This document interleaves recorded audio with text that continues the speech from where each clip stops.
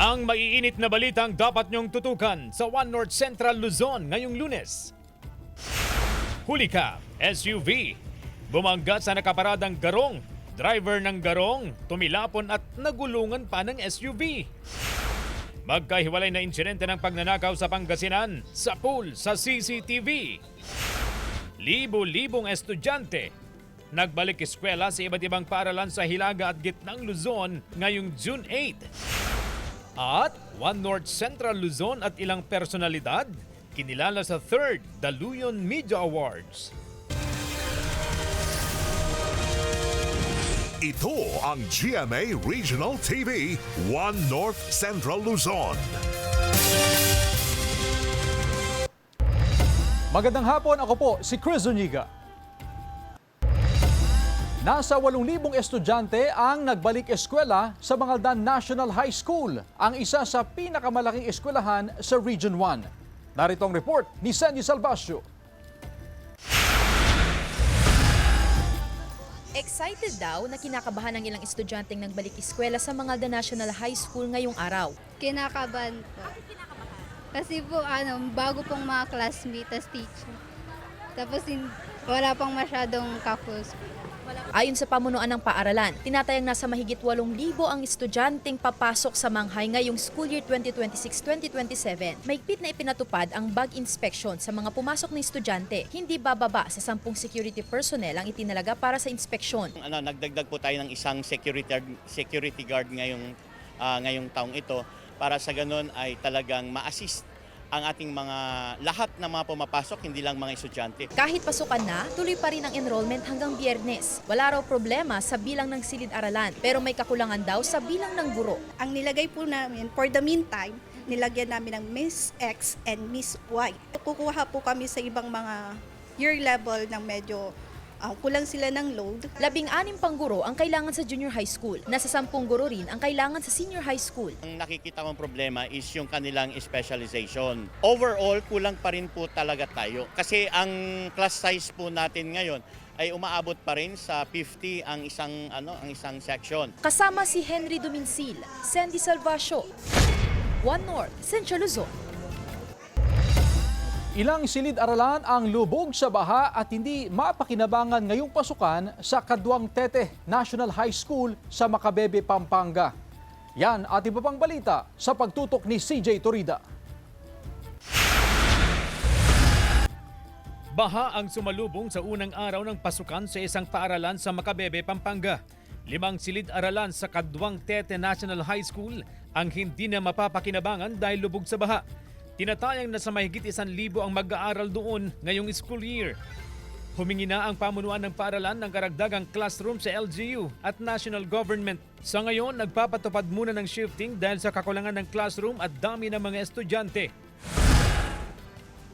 Nasa mahigit 4,150 na learners ang dumagsa sa Lazaro Francisco Integrated School sa Cabanatuan City ngayong unang araw ng pasukan. Nagtulong-tulong ang ilang estudyante na magbuhat ng mga upuan para ilipat sa ibang silid-aralan. May mga humabol din na magpe-enroll ngayong araw. Inumpisahan sa sabayang ehersisyo ng mga guro't mag-aaral ang school year 2026-2027 sa San Antonio Elementary School sa San Antonio, Zambales. Layo nitong maging aktibo at handa ang mga guro't mag-aaral sa iba't ibang aktibidad sa loob ng silid-aralan. Bago pumasok sa klase, sama-sama rin sila sa flag raising ceremony. Inulan ang unang araw ng pasukan sa Lawag City. Kanya-kanyang bitbit na payong ang mga estudyanteng pumasok ngayong hapon. Sa Ilocos Norte National High School, mahigit 3,800 ang enrollees ngayong school year. Madadagdagan pa raw ang bilang dahil marami pa ang humahabol sa enrollment. Dagsarin ang mga nagbalik eskwela sa iba't ibang paaralan sa Isabela ngayong araw. Handa na raw ang mga pamunuan ng mga paaralan sa pagpapatupad ng 3-term school calendar. Mahigpit ang pagbabantay sa seguridad ng mga pulis at force multipliers, kabilang ang mga opisyal ng barangay. CJ Torida, One North Central Luzon. Nagpaalala naman ng LTFRB sa mga motorista ngayong balik eskwela na pairalin ang disiplina at pag-iingat sa kalsada. Bago bumiyahe, siguraduhing maayos at ligtas ang inyong sasakyan. Sundin ang itinakdang speed limits, bigyang prioridad ang mga pedestrian o mga tumatawid lalo na sa mga school zones. Busina rin sa mga PUV at school service. Huwag mag-overload ng mga pasahero at magbaba at magsakay lamang sa tamang lugar. Bilang ng enrollees sa Region 1, aabot pa lamang sa halos 500,000 students. Yan ang balitang tinutukan live ni Jasmine Gabriel Galban. Jasmine? Chris, tuloy-tuloy pa rin ang enrollment ng mga estudyante sa iba't ibang eskwelahan base yan sa monitoring ng Department of Education. Libo-libong learners ang pumasok sa iba't ibang paaralan sa Region 1 ngayong unang araw ng balik eskwela. Bagamat may mga eskwelahan na mataas ang naitalang bilang ng enrollees, sa monitoring ng DepEd Region 1, marami pa rin ang humahabol sa enrollment hanggang ngayon. As of June 8, 2026, kabuang 443,705 ang bilang ng enrollees mula kinder hanggang grade 12 sa mga pampublikong paaralan sa Region 1. Hindi pa kasama ang bilang mula sa mga pribadong eskwelahan. Actually po ma'am, kapag i-compare po natin ito sa LIS nung last school year ay umabot po tayo ng 1,160,406. Pero ito ma'am, ay initial lang po na data ito ma'am as of June 8 pa po ito. Sa ngayon po ma'am kasi ay ongoing pa rin po ma'am yung enrollment po natin. Marami pa rin po ma'am yung inaasahan po natin na mag-enroll. Inaasahan ng DepEd na tataas pa ang bilang ng enrollees hanggang sa mga susunod na araw. Sinimula na rin i-deploy sa iba't ibang eskwelahan ang kabuang 47 na bagong teaching personnel sa Region 1. Noong school year 2025-2026, ang total number of teaching personnel po natin ay umabot po ng 860. Pero para po sa school year 2026-2027 ay meron po tayong 907 na teaching personnel. 2 guro para sa Special Needs Education Program ang kailangan ng West Central Elementary School 1 sa Dagupan City. Halos 40 bagong STED learner kasi ang dumagdag sa bilang ng mga nag-enroll sa eskwelahan. So far sa SNED, medyo kailangan namin kasi last year ang aming enrollment ay 150. Nagkukulang kami ng 2. Although nag-request na kami sa superintendent. Oo, dapat lang. Kasi para hindi magsisikiran yung mga estudyante po. Para makapag-aaral sila mabuti. Target ng eskwelahan na masunod ang 1:15 ratio ng learner at guro sa SNED program habang 1:40 naman sa regular classes. Chris, update naman dito sa Dagupan City National High School as of June 8 ay aabot na sa 6,000 ang total enrollees pero ayon sa pamunuan ng eskwelahan, possible daw na hanggang sa mga susunod na araw ay lalampas pa sa 6,000 ang bilang ng mga estudyante at mas mataas yan doon sa number of enrollees nung nakarang school year. Ang paliwanag nga ng eskwelahan kung bakit mas marami ngayon yung bilang ng enrollees ay dahil sa mas marami yung nag-transfer ng mga estudyante from different school na nag-transfer dito nga sa Dagupan City National High School. Chris? Maraming salamat, Jasmine Gabriel Galban. Ngayong Back to School Week, mixed o dagdag bawas ang posibleng galaw sa presyo ng produktong petrolyo. Unahin natin ang nakaambang taas presyo sa diesel na 3 piso hanggang 4 na piso ang kada litro. Posible naman na bawas sa kada litro ng gasolina ay piso at 50 sentimo hanggang 2 piso at 55 sentimo batay sa tansya ng industry source.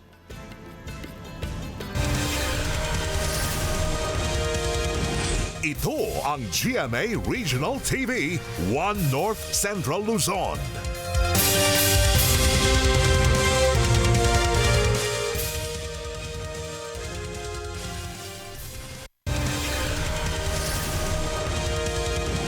Ito ang GMA Regional TV, 1 North Central Luzon.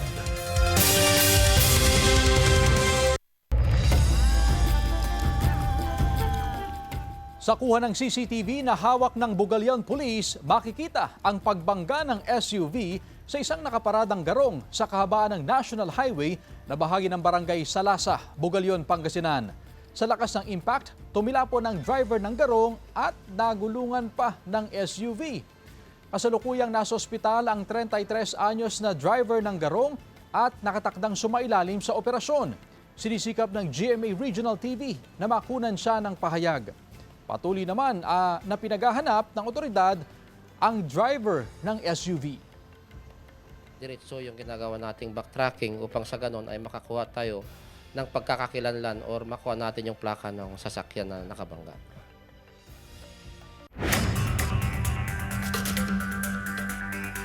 Tatlong individual ang patay sa magkahiwalay na insidente ng pagkalunod sa Pangasinan.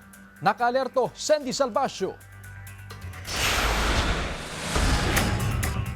Nalunod sa Marusay River sa bahagi ng Barangay San Vicente, Calasiao, Pangasinan ang 13 anyos na binatilyo hapon noong Sabado. Nagkayayaan ang biktima at 4 pa niyang kaibigan na pawang minor de edad din na maligo sa ilog noong araw na iyon. Sa ulat ng pulisya, habang lumalangoy ang biktima, napunta siya sa malalim na bahagi ng ilog at tinangay ng malakas na agos. Sinubukan pa siyang sagipin ng isa sa mga kasama ngunit bigo siyang maisalba. Kaya lang, dyan na parte, madam, malalim dyan. Alam niyo yung anong tawag, yung lasong-lasong.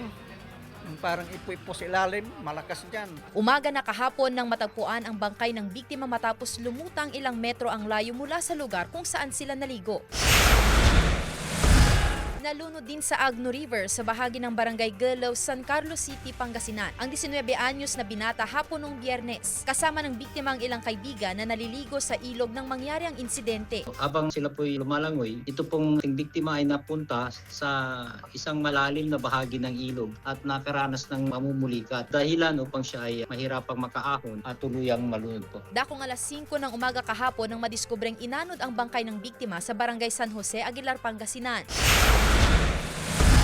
Isang lalaki mula sa Cuyapon, Nueva Ecija ang nalunod din habang naliligo sa dagat na bahagi ng Barangay Patar, Bolinao, Pangasinan noong Sabado. Sa ulat ng pulisya, tinangay ng malalakas na alon ang biktima papunta sa malalim na bahagi ng dagat hanggang sa malunod. Tanghali na nang ma-recover ang katawan ng biktima. Dinala pa siya sa ospital pero hindi na umabot ng buhay. Sinusubukan ng GMA Regional TV na makuhanan ng pahayag ang mga kaanak ng mga biktima. Kasama si Ron Taniedo, Sandy Salvacio, One North, Central Luzon. Bag ng ginang na namimili ng gamit pang eskwela nilaslas ng hindi pa kilalang sospek. Tutukan sa report.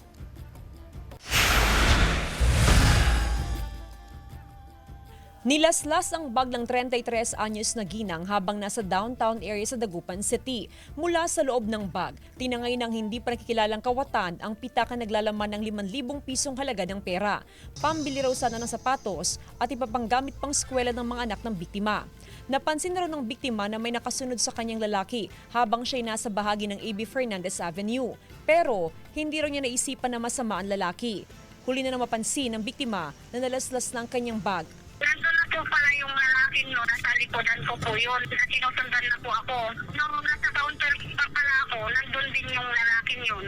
Tapos nung palabas na kami ng mga anak ko, sabi ng anak ko sa akin na may sumusunod sa akin na lalaki. Sumakay kami ng jeep, sumakay din po ng jeep yung lalaki. Tapos doon ako, nawala yung wallet ko po nila sa sampo. Patuloy na iniimbestigahan ng pulisya ang insidente. Pinaigting pa ng pulisya ang kanilang pag-iikot sa sentro ng kalakalan sa syudad.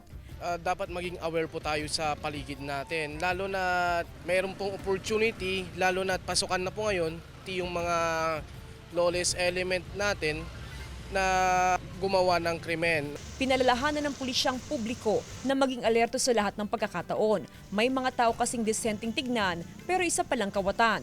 Isa lang daw ito sa mga modus ng mga masamang loob. Nagbe-blend na po sila sa community. Yung kung minsan pa may nagpapanggap na estudyante na mukhang maayos silang tingnan. Pero meron na pala silang ibang intensyon kundi magnakaw po. Kasama si Daryl Peralta, Jasmine Gabriel Galban, One North Central Luzon. Sa ibang balita, pag-aalaga ng hito, kumikitang kabuhayan ng ilang residente sa Bangaldan, Pangasinan. Alamin sa report.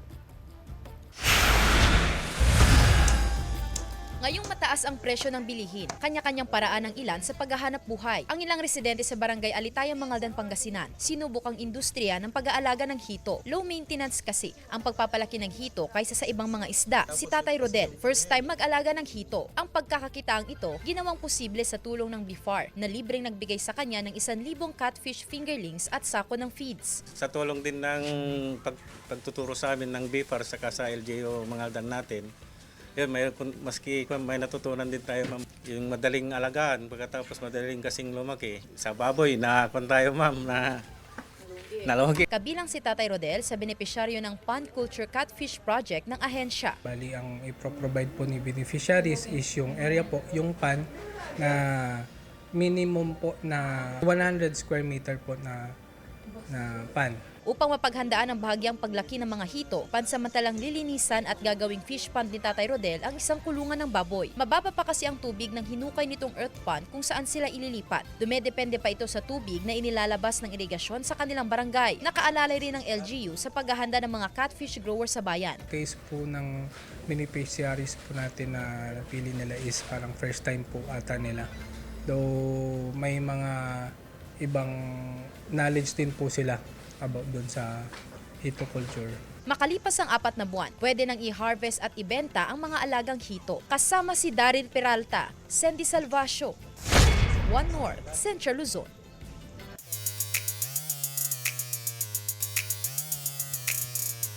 Hanggang sa altar, prinsesa ang turing sa unikaiha ng isang pamilya sa Baliwag, Bulacan. Ang grand entrance niya as bride naging extra special. May sweet na pakulo kasi ang kanyang mga bro. Here comes our bunso, the bride. Yan ang tarpaulin na bitbit nila Jason, JP at Sixto Mangulabnan. Tila announcement bago pumasok sa simbahan ang bunso at kaisa-isa nilang kapatid na babaeng sinika. Ang kanila namang panganay na si Kuya Philip ang mismong naghatid sa altar. Pag-amin ni Nika, strikto ang kanyang mga utol bilang only girl sa Mangulabnan siblings. Lalong-lalo na raw sa usapin ng panliligaw. Kaya ang sweet gesture, tila reminder daw sa groom na si Sian na heto na si Nika, ang bunsong iniingatan. Mahigit 800,000 views na ang video online.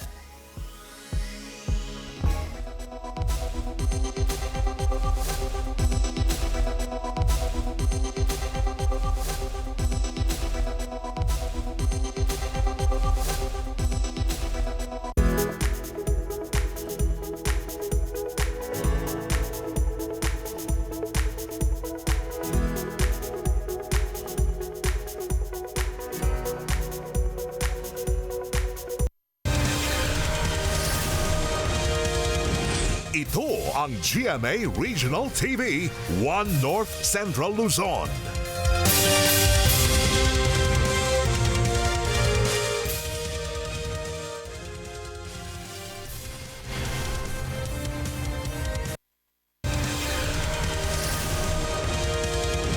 Ito ang GMA Regional TV, One North Central Luzon.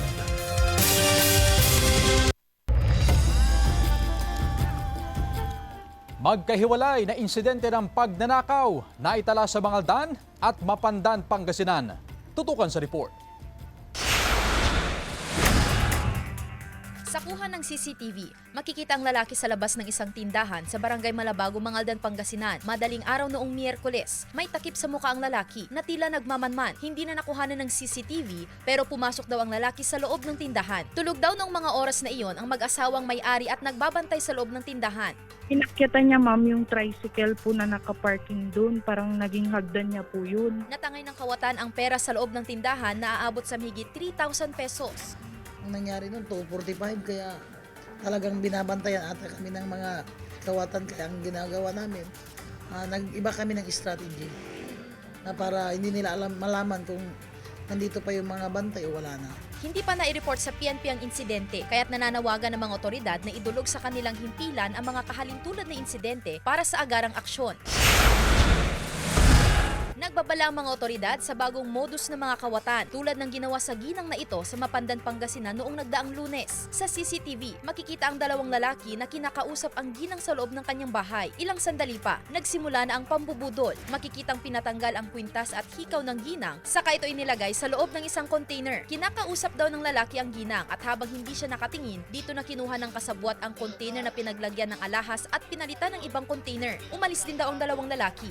Hindi pa malinaw kung bakit ipinaalis ang mga suot na alahas ng ginang. Sinisikap ng GMA Regional TV na makuhanan ng pahayag ang ginang. Tinatayang aabot sa 50,000 pesos ang mga natangay na alahas ng ginang. Ayon sa Mapandan Police, wala pa umano silang natatanggap na ulat sa nangyaring pagnanakaw. Kasama si Henry Dominsil, Sandy Salvacio, One North, Central Luzon.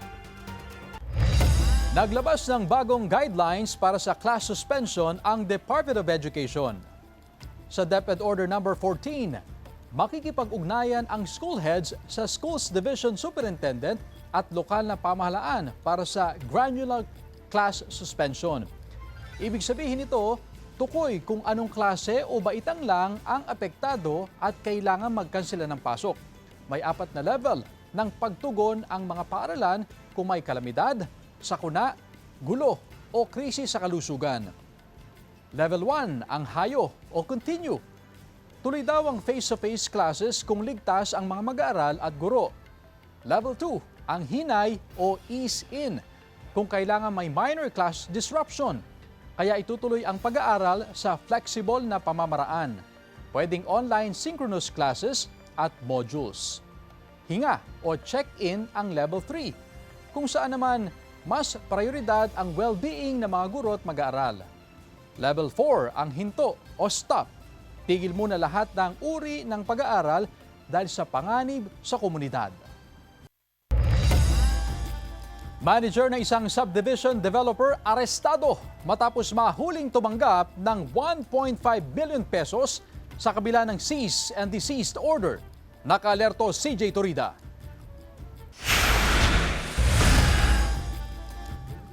Sa surveillance video ng NBI Ilocos Regional Office, kita ang isang babae at lalaki na may pinipirmahang papel sa San Juan, La Union. Maya-maya lang, pumasok na ang mga ahente ng NBI Ilocos Regional Office at Department of Human Settlements and Urban Development. NBI, video na kayo, hindi ka na dapat tumatanggap yan. Huli sa akto habang tumatanggap ng 1.5 million pesos ang isang operations manager ng isang subdivision developer sa La Union bilang kabayaran sa isang bahay na binenta. Ayon sa NBI, lumapit sa kanila ang DHSUD matapos matuklasan na patuloy na nangongolekta ang lalaki sa kabila ng cease and desist order na in-issue. Meron pong developer na hindi naman tinatapos yung mga proyekto pero patuloy na naniningil at nag-coerce pa doon po sa mga kanilang biktima. Ito pong developer na abusado nito ay nahuli po ng ating Ilocos Regional Office ng mga NBI. Katulong po ang DSUD. At dito po natin napag-alaman na itong developer na ito ay patuloy na gumagawa ng pangigikil o pagsasamantala doon sa mga naging biktima na nila. Revoke po ang license to sell niya dahil for failure to complete the development. Kailangan munang i-deliver ng developer yung pinangako niyang mga developments bago magpatuloy sa kanyang pangongolekta. Wala pang pahayag ang suspect na nahaharap sa reklamong estafa, grave coercion, paglabag sa PD 957 o ang Subdivision and Condominium Buyers Protective Decree at Real Estate Service Act. Paalala ng mga otoridad, siguraduhin po natin na ang mga nagbebenta nito o naglalako ng kanilang mga development ay patuloy na nakarehistro at protektado po kayo ng DSUD pagkaganyan po. Kaya naman po pag-ingatan po natin at kaagad pong ipagbigay alam sa otoridad gaya po ng NBI kung makaramdam po tayo na may pang-abuso at panlolokong ginagawa po ang isang developer ng subdivision o kaya ng pabahay po. CJ Torida, One North, Central Luzon. Ilang estudyante sa Calasiao Comprehensive National High School hinanap ang kanilang room assignment sa information booth. Nakatutok, Joel Fernandez. Magkatuwang ang mga pulis at POSO enforcers sa pagmamando ng trapiko sa bungad ng Calasiao Comprehensive National High School kaninang umaga ng unang araw ng pasukan. Nagtayo ng mga information booth upang magabayan ng mga estudyante na naghahanap ng kani-kanilang mga room assignment. Ang medyo problema lang naman po is spread out po ang mga classrooms and doon po kami nahihirapan mag-guide po and maghanap ng mga sections po ng students. Pero okay naman po ang nagagawa namin ngayon and natutulungan naman po namin sila ng sapat. Nag-ikot ang punong guro sa mga silid-aralan. Kinausap rin ng mga estudyante upang matiyak na maayos ang unang araw ng balik eskwela. Umabot na raw sa 4,900 ang nakapag-enroll ngunit maaaring tumaas pang bilang sa mga susunod na araw. 5,000 plus noong nakaraan. So meron kaming area para sa late enrollment. So malalaman natin itong after this week, kasi itong buong linggo na ito for sure, mayroon pang mga mag-enroll. Sa dami ng mga estudyante, aminado ang principal na mayroong kakulangan sa upuan at silid-aralan. May shifting kami sa grade 8 sa isang level, grade 8 lang, may afternoon, morning at saka afternoon session sila. At saka sa senior high school naman, grade 12, para lang ano yung kakulangan sa classrooms. Kasama si Ron Alister Taniedo, Joel Fernandez, One North Central Luzon. 25 manlalarong Pangasinense ang sasabak sa National Basketball League. Naarangkada sa June 14, 2026 sa Rosales, Pangasinan. Tatawagin ang mga pambato ng probinsya bilang Pangasinan Asinderos. Nagmula ang player sa iba't ibang bayan at lungsod ng lalawigan. Hangad ng pamahalaang panlalawigan na makilala ang mga manlalarong Pangasinense sa larangan ng palakasan na inaasahang lalo pang magpapakilala sa galing ng mga Pangasinense. Bukod sa talas at kahandaan ng mga manlalaro, nakikita pa rin isa sa mga hamon ng koponan na kailangan paghandaan ang exposure at chemistry ng bawat isa.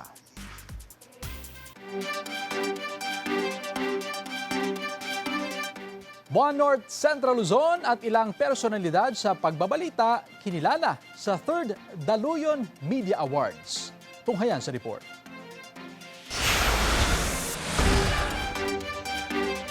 Kinilala sa 3rd Daluyon Media Awards ng Universidad de Dagupan Alliance of Communication Students ang programa at ilang personalidad ng GMA Regional TV One North Central Luzon. It is our way of thanking our media practitioners na ginagawa ang lahat para sa ating society, especially nowadays na sobrang dami nang nangyayari ngayon sa bansa natin. Ang kailangan natin ay ang lehitimong pamamahayag. To have journalists na nagpo-protect po ng line between truth and disinformation, I think importante po na i-recognize po natin sila through this event. Kinilala si CJ Torida bilang Best Male Field Reporter, habang si Jasmine Gabriel Galban ang tinanghal bilang Best Female Field Reporter, at si Chris Zuniga bilang Best News Anchor. This award is a reminder that journalism is more than reporting facts. It is about giving voices, a platform, and connecting communities. Wagi rin bilang Best TV News Program ang GMA Regional TV One North Central Luzon. Kailangan natin isulong na ang mga mamamahayag, lalo na yung mga lokal na mamamahayag po, ay hindi bayaran. Sa bawat parangal at pagkilala, kayo po mga kapuso ang aming tunay na inspirasyon. Makakaasa po kayo na mananatili kaming tapat sa aming panata. Sa kabila ng laganap na fake news at disinformation, mananatili kaming liwanag sa dilim sa pamamagitan ng paghahatid ng katotohanan. Walang kinikilingan, walang pinoprotektahan. Noon at ngayon, serbisyong totoo. Kasama si Henry Dominsil, Sandy Salvacio, One North Central Luzon. Muli, maraming salamat po, Universidad de Dagupan Alliance of Communication Students. Samantalang mapapanood niyo po ang episode na ito at iba pang pinakahuling lokal na balita sa official website ng GMA Regional TV, www.gmaregionaltv.com. Pwede rin kayo bumisita sa aming official YouTube channel, GMA Regional TV, at i-click ang subscribe button para sa pinakamainit na balita mula sa mga rehiyon. At yan ang mga pinakamalaki at pinakauling balita sa Hilaga at Gitnang Luzon. Maraming salamat mga kapuso, pati na ang mga kapuso natin abroad.